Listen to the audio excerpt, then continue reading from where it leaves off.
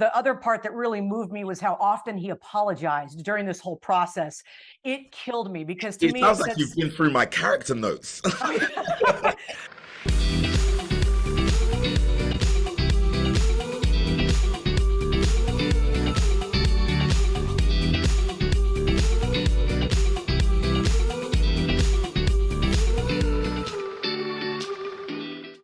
Okay, hair. Well, listen, it's a little I humid today. mean, It's a lot, I know. I know it. I love it. I love it. Thank you so much. I'm Tara Hitchcock. I've had the pleasure of talking to you in person before for the Mhm. Star Wars films. You Yes. are fantastic in this. Congratulations, John, on this. Thank you. I appreciate you. You know, it's interesting. One of the things that really moved me, it's toward the very beginning of the movie where he asks the bank tellers, he says to them, "Can I ask you a question? Is life hard for you?"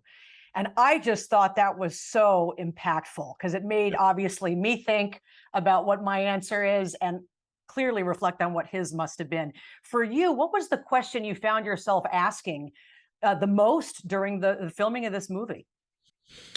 You find as an actor you're trying to keep yourself out of the scenario, but as human beings that just happens. And when the self comes into the scenario, I'm always looking at my life and looking at what I've complained about or what I've deemed as stressful. Not that all different types of stress can't coexist, but in learning what Brian had to go through on a day-to-day basis, that the most simple things that are kind of like seamless to us became a complication to him, became, transformed into PTSD, lack of finances and support.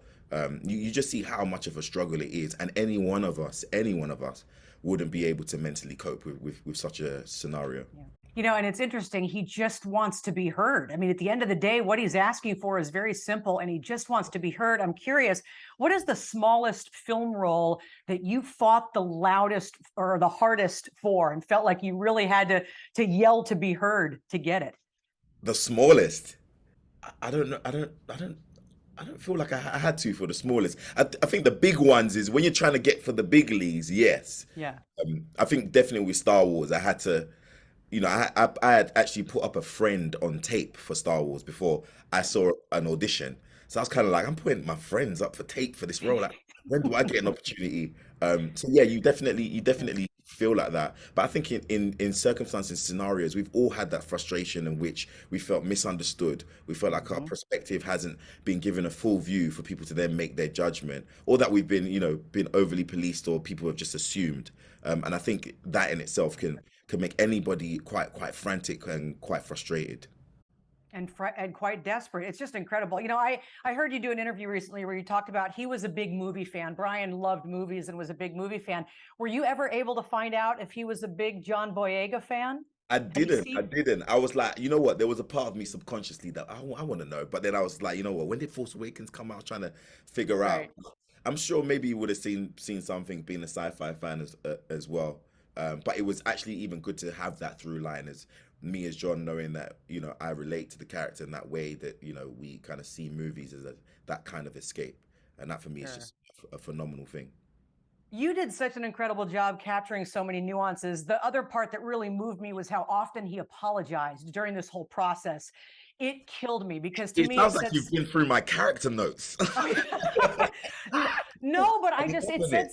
it said so much about just the turmoil he must have felt, the self-doubt, the lack of like it's the constant, because I know people in life that do that, and you're always saying, you don't need to apologize. Don't apologize. Yeah, What was the yeah. smallest thing or maybe note that you got that said the most about him, or was it that?